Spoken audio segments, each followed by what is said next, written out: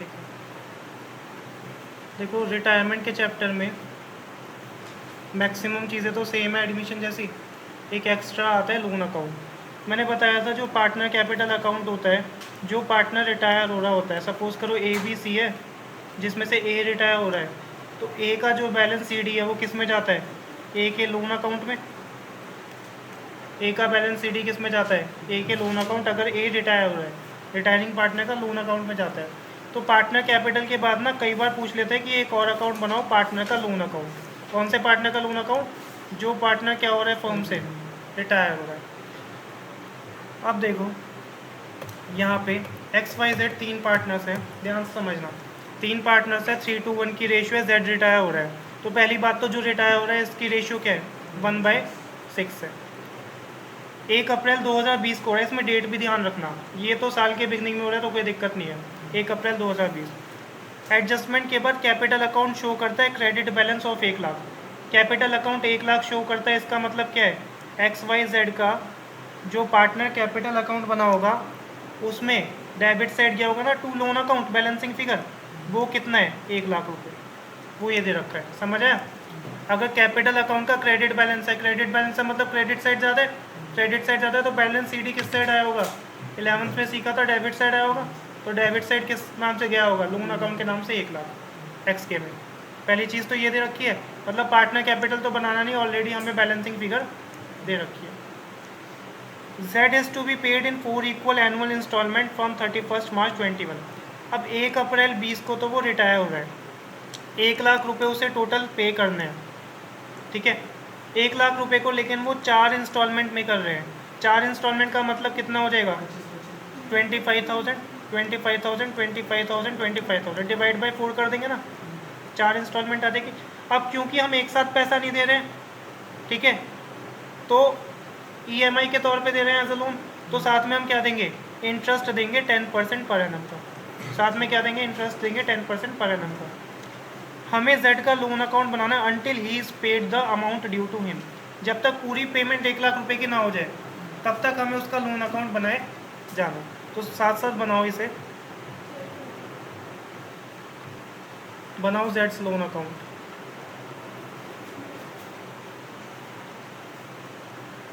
Debit side, date, ये इस chapter का टफेस्ट टॉपिक है, बाकी इस चैप्टर में कुछ नहीं था। पर्टिकुलर्स, रुपीज़, डेट, पर्टिकुलर्स,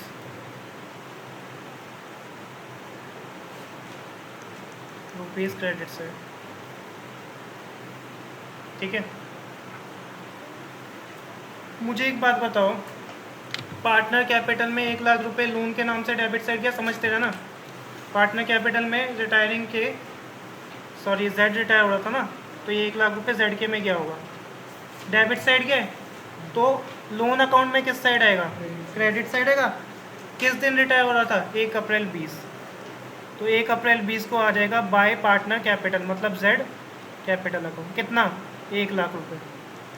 जितनी पेमेंट करनी है 1 लाख रुपए की, कैपिटल में डेबिट साइड क्या था? लोन, तो लोन में क्रेडिट साइड जाएगा बाय कैपिटल, ठीक है?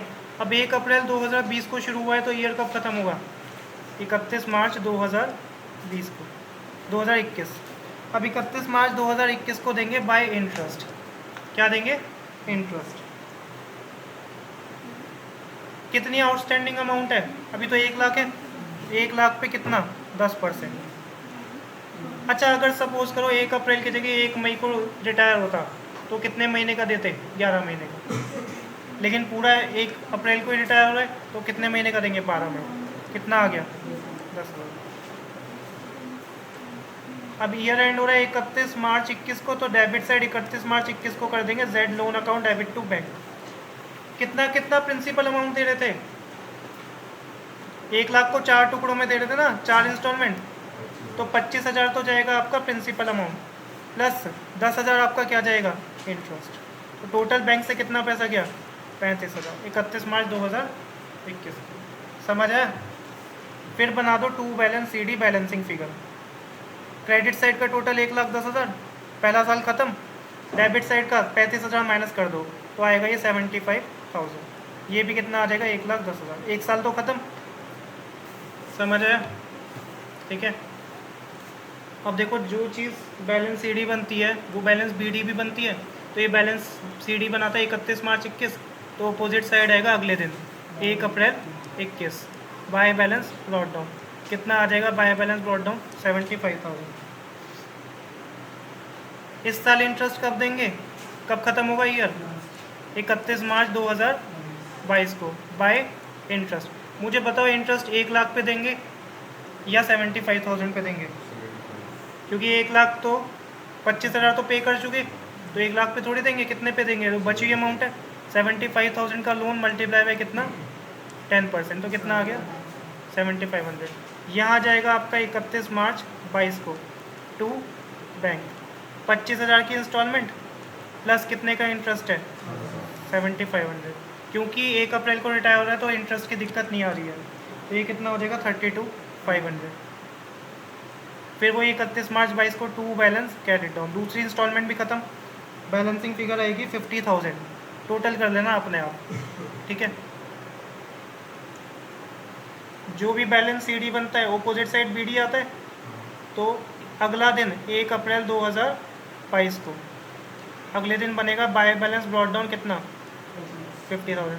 कब इंटरेस्ट देंगे? ईयर एंड 31 मार्च 2023। कितने पे देंगे? जितना लोन बचा है 50,000 इंटू 10%, 5,000 का इंटरेस्ट। 31 मार्च 23 टू बैंक 25,000 का तो प्रिंसिपल प्लस 5,000 का, तो ये हो जाएगा आपका 30,000। फिर to balance carried down, balancing figure आ रही होगी आपकी 25,000। टोटल कर लेना अपने आप। अब ये 31 मार्च 23 था, अगला दिन होगा 1 अप्रैल 23 बाय बैलेंस ब्रॉट डाउन।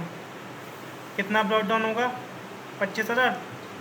अब लास्ट ईयर में ना इंटरेस्ट नहीं पे होगा, मतलब बैलेंस सीडी नहीं आएगा, लास्ट में बैलेंस सीडी नहीं आएगा, ये ध्यान रखना। इंटरेस्ट तो आएगा 31 मार्च 24।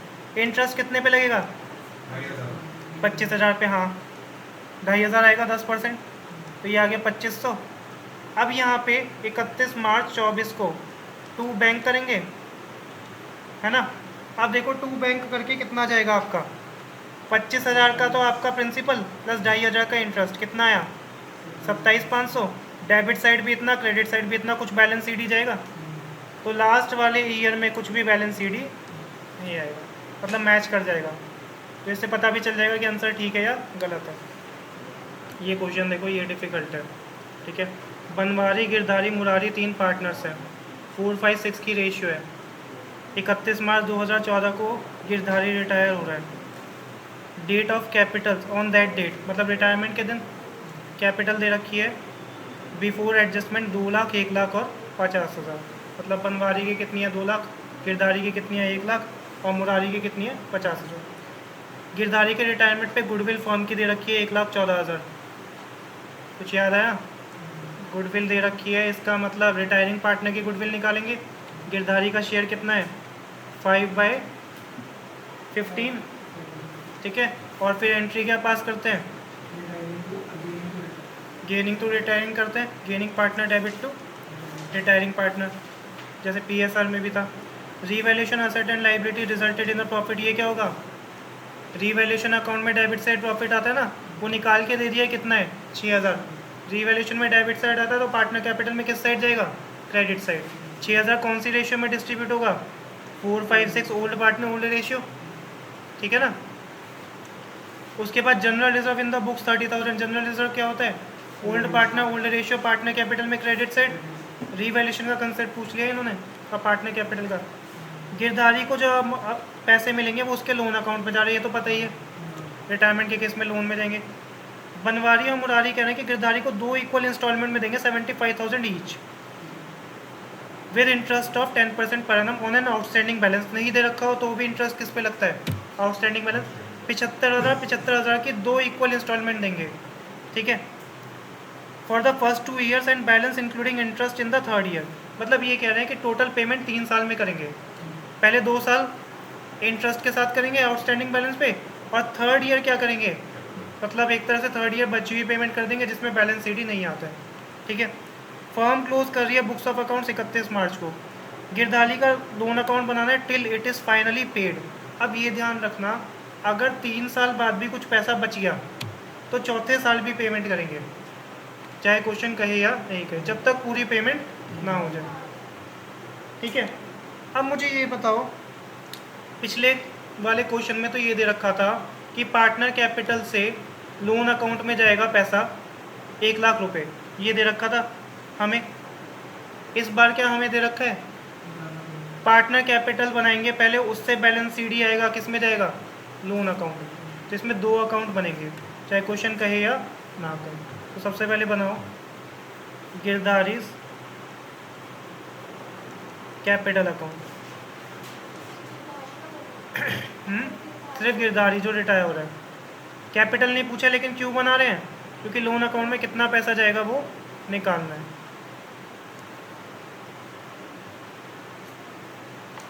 सबसे पहले क्या आ जाएगा, बैलेंस बीडी, कितना है गिरदारी का, बीच वाला गिरदारी है ना, तो 1 लाख रुपए। ठीक है। By balance brought down,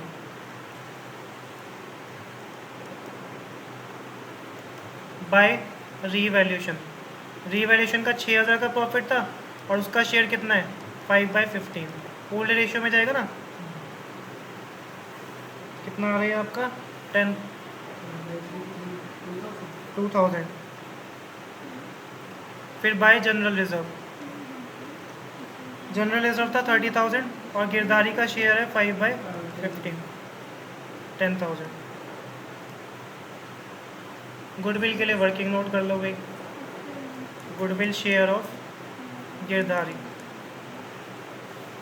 firm की गुडविल कितनी थी, 1,14,000 और उसका शेयर है 5/15।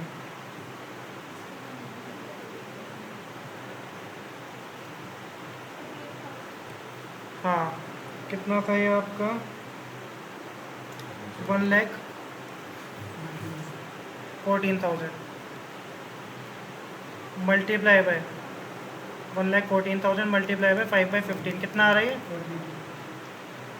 48,000 आ रहा है, 38,000 आ रहा होगा। अब मुझे एक बात बताओ, पुराने कंसेप्ट भी यहाँ पे चेक हो जाएंगे। ओल्ड रेशियो दे रखी है और न्यू पार्टनर वगैरह तो कुछ है नहीं, क्या न्यू रेशियो वगैरह कुछ है। जब ओल्ड रेशियो दे रखी होती है तो ओल्ड ही क्या हो जाती है, सेक्रीफाइस। 4, 5, 6 रेशियो है, 5 वाला गया तो क्या रेशियो बची, काट के क्या बचेगी, 2:3। यही क्या हो जाएगी, गेनिंग रेशियो। यही क्या हो जाएगी, गेनिंग रेशियो। समझ आ रहा है ना। तो इसको किस रेशियो में कर देंगे, 2:3। 38,000 का बनवारी था ना, बनवारी का गेन हो जाएगा 38,000 इंटू 2/5 और मुरारी का हो जाएगा 38,000 इंटू 3/5। निकालना कितना होगा, 15,200 22,800। समझ आया। पहले उसका शेयर निकाला, फिर सिर्फ ओल्ड रेशियो दे रखी थी, ओल्ड रेशियो थी 4, 5, 6, 5 वाला गया तो क्या बच गई, गेनिंग रेशियो 4:6। 4:6 को 2 से काट दो तो 2:3। उसका शेयर निकाल लिया था, 38,000 आ रहा था। अब एंट्री बताओ, गेनिंग पार्टनर कौन है, Banwari debit, Murari debit to Girdhari. 38,000 मिल रहा है इसे, 15,200 इसमें से डेबिट और 22,800 इसमें से डेबिट। ठीक है। फिर 11th में पढ़ा था जो डेबिट हो रहा है उसमें डेबिट साइड जाएगा, तो बनवारी मुरारी डेबिट हो रहे हैं तो इनके किस साइड जाएगा, डेबिट साइड जाएगा। लेकिन हमें बनवारी मुरारी का तो अकाउंट ही नहीं बनाना, सिर्फ किसका बनाया, गिरधारी। गिरधारी में क्रेडिट है 38,000 तो क्रेडिट साइड जाएगा, लेकिन किसके नाम से, बनवारी 15,200 और मुरारी 22,800। नहीं, अलग अलग ही लिख दो, पेपर चेकर कभी बुक से चेक करके कहे कि ये क्या लिख दिया। बाय बनवारी बाय मुरारी, 15,200 22,800 और उसे कर देना वर्किंग नोट। ये कहाँ से आया? वर्किंग नोट से। ये वर्किंग नोट हो गया ना, समझ आया? गेनिंग डेबिट टू रिटायरिंग, क्या एंट्री होगी? Gaining partner debit to retiring. कौन सी रेशियो में? गेनिंग रेशियो में। बस अब बैलेंस सीडी निकाल लो। ये आ जाएगा to Girdhari loan account. Balancing figure आ रही होगी आपकी 1,50,000। टोटल करोगे तो आएगा 1,50,000 1,50,000 टोटल दोनों साइड का। पार्टनर कैपिटल तो सर क्वेश्चन में पूछा ही नहीं, फिर भी क्यों बनाया? क्योंकि हमें ये वाली वैल्यू चाहिए थी ना कि गिरधारी के लोन अकाउंट में कितना ट्रांसफ़र होगा। पिछले क्वेश्चन में तो दे रखा था, इस बार तो नहीं दे रखा था ना। ठीक है, अब बनाओ गिरधारी का लोन अकाउंट।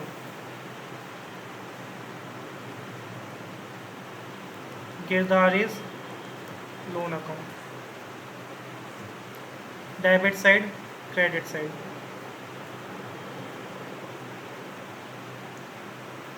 अकाउंट्स के एग्जाम में स्केल लेके जाना लाइन खींचने के लिए। अब देखो सबसे पहले क्या जाएगा? By Girdhari capital account. कितना आ रहा था बैलेंस सीडी? 1,50,000। तो वहाँ से आ गया ये हमारा 1,50,000। अच्छा, डेट का भी बना लो एक, date particular rupees, date particular rupees.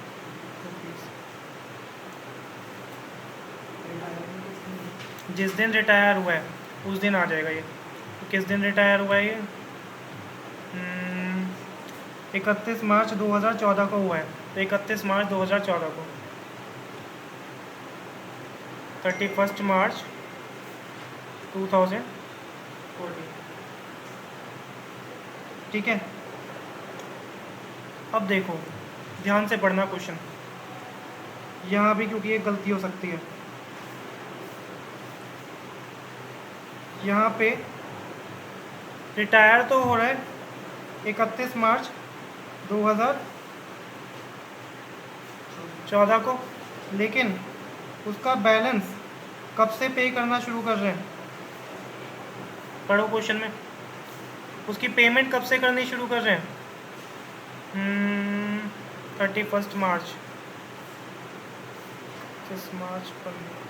अगर एक चीज़ और बता देता हूँ, अगर इसी क्वेश्चन में एक क्वेश्चन आएगा ऐसा, अगर इसी क्वेश्चन में कहते हैं कि पेमेंट तो ये कर रहे हैं 1 अप्रैल 2016 से कर रहे हैं, अगर क्वेश्चन में होता तो 31 मार्च 14 को ऐसे ही छोड़ देते।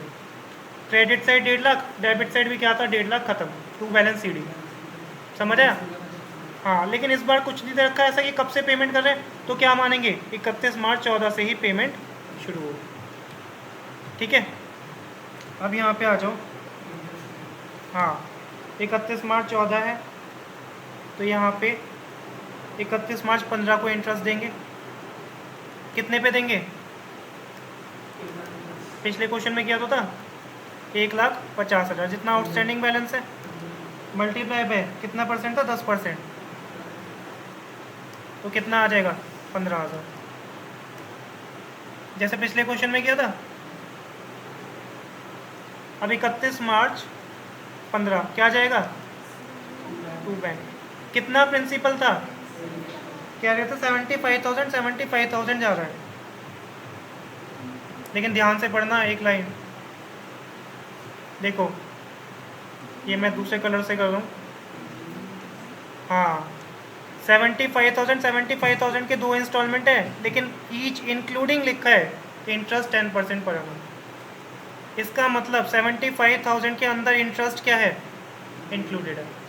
अगर इंक्लूडेड नहीं होता तो क्या करते? डेबिट साइड जाता 75,000 प्लस 15,000, लेकिन क्योंकि इंक्लूडेड है तो सिर्फ कितना जाएगा? 70। इसका मतलब 60,000 क्या है? प्रिंसिपल है, और 15,000 क्या है? इंटरेस्ट। यहाँ गलती मत कर देना, ठीक है? यहाँ तक कर लो। तो इंक्लूडिंग या एक्सक्लूडिंग वर्ड का ध्यान रखना। फिर क्या जाएगा? 31 मार्च 15 को टू बैलेंस कैरिड डाउन। ये आ रहा है आपका 1,65,000, 1,65,000 माइनस कर दो 90,000। जो भी बैलेंस सी डी बनता है अपोजिट साइड क्या आता है, ब्रॉट डाउन। तो बाय बैलेंस ब्रॉट डाउन किस दिन बनेगा, अगले दिन 1 अप्रैल 2015 को। कितना बैलेंस ब्रॉट डाउन आएगा, 90,000। इंटरेस्ट कब लगेगा, 31 मार्च 2016 बाय इंटरेस्ट। इंटरेस्ट कितनी अमाउंट पे लगेगा, 1.5 लाख या 90,000, आउटस्टैंडिंग नहीं 90,000 पे। इंटरेस्ट किस पे लगेगा, जो बची है भाई 1.5 लाख में से पेमेंट कर चुके इसकी 60,000 के प्रिंसिपल की, प्रिंसिपल ये था ना, तो इस पे दोबारा थोड़ी ना दे देंगे इंटरेस्ट, बेचारे को लूट थोड़ी लेंगे।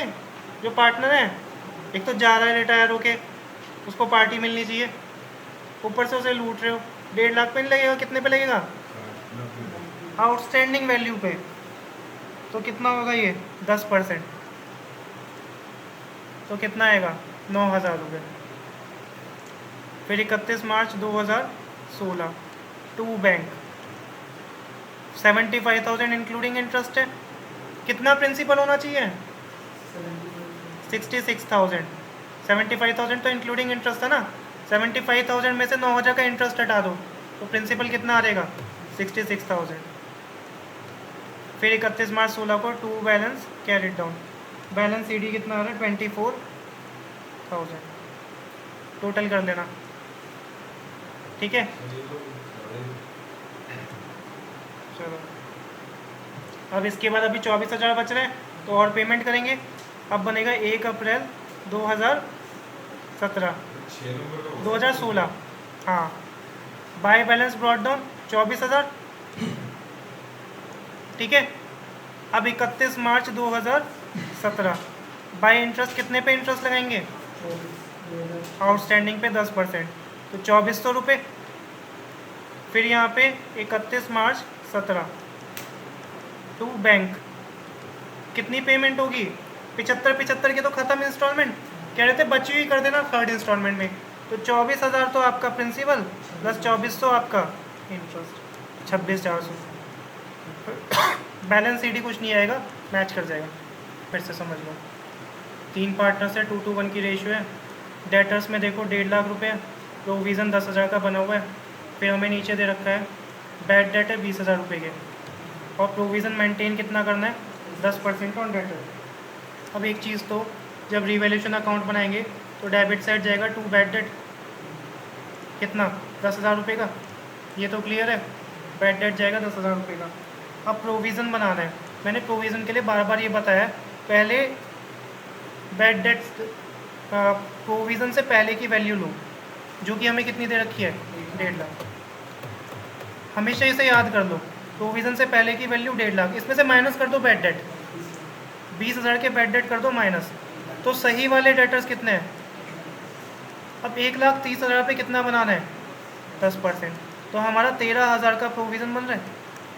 अब ध्यान से समझना, अब फिर कंफ्यूजन हो जाएगा। अब हमारे बैड डेट थे 10,000 और 10,000 का प्रोविज़न था, ठीक है। बैड डेट थे 20,000, बैड डेट कितने थे, 20,000। 20,000 में से 10,000 तो ये यूज़ हो गए, तो बैड डेट कितना और बचेगा, 10,000 का। तो रीवैल्यूएशन में डेबिट साइड कितना जाएगा, पहली चीज़ तो ये समझे। अब बैड डेट कम है, प्रोविज़न ज़्यादा बन रहा है, बैड डेट कम है, प्रोविज़न ज़्यादा बन रहा है, और ऑलरेडी हम इसमें से बैड डेट माइनस कर चुके हैं, तो हमारा पूरा का पूरा प्रोविज़न जाएगा डेबिट साइड कितना, 13,000 रुपये का। यहाँ पे 13 में से दोबारा 10 माइनस मत कर देना, क्योंकि ऑलरेडी हम बैड डेट को एडजस्ट कर चुके हैं, किससे, ओल्ड प्रोविज़न से, और यहाँ पे भी हमने इसको क्या किया, बैड डेट को माइनस कर दिया, तो पूरा जाएगा प्रोविज़न फॉर डाउटफुल डेट कितना debit side, to provision for doubtful debt कितना, 13,000। तो डेबिट साइड दो चीज़ें जाएगी, बचा हुआ बैड डेट 10,000, ये 20,000 नहीं जाएगा, और प्रोविज़न कितना जाएगा, 13,000। अनीता को 80,000 तो इमीडिएटली पे कर रहे हैं, तो टू बैंक चला जाएगा अनीता में 80,000, और बचा हुआ बैलेंस सीडी क्या होगा, किस में जाएगा, ये लाइन जरा देख लो।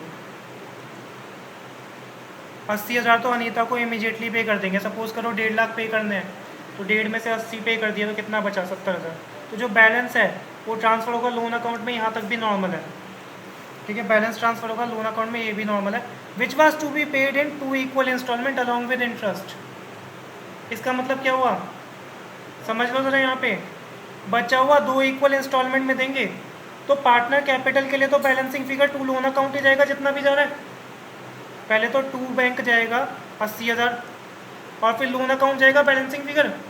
ये जो 2 इक्वल इंस्टॉलमेंट में दे रहे हैं, ये इसका इम्पैक्ट कौन से अकाउंट में आएगा, लोन अकाउंट। लेकिन क्या लोन अकाउंट पूछा है, नहीं पूछा। अगर पूछते तो सपोज करो बची हुई अमाउंट 70,000 है, तो कितना कितना देते, 35,000।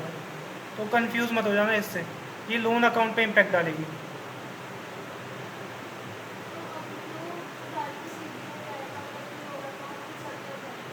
एक तरीका और बता रहा हूँ बैड डेट का, देखो ध्यान से समझ लो। 1.5 लाख के डेटर थे, ये वैसे ज़्यादा इजी पड़ेगा। 1.5 लाख के डेटर थे, 20,000 बैड डेट हो गए, तो हमारे सही डेटर कितने बचे, 1,30,000। इसका 10% तो नया प्रोविज़न, इसे कह रहा हूँ मैं न्यू प्रोविज़न। न्यू प्रोविज़न कितने का बना, 13,000। अब देखो हमारे पास ओल्ड प्रोविज़न कितना था, 10,000 का था। ओल्ड प्रोविज़न ऊपर 10 का था ना, जो बैलेंस शीट में था 10 का था।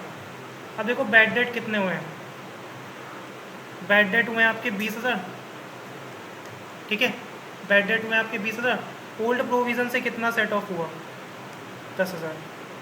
10,000 तो पुराने प्रोविज़न से सेट ऑफ, तो पुराना प्रोविज़न ख़त्म। अब बैलेंस बैड डेट कितने बच गए, 10,000। बैलेंस बैड डेट बच गए 10,000।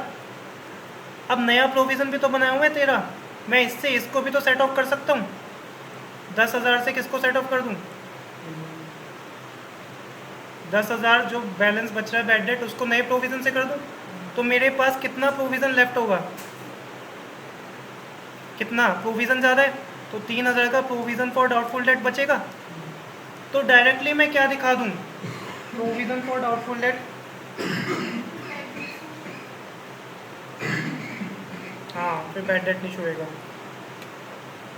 या फिर तुम लोग यही वाला कर लो, ये ज़्यादा आसान है।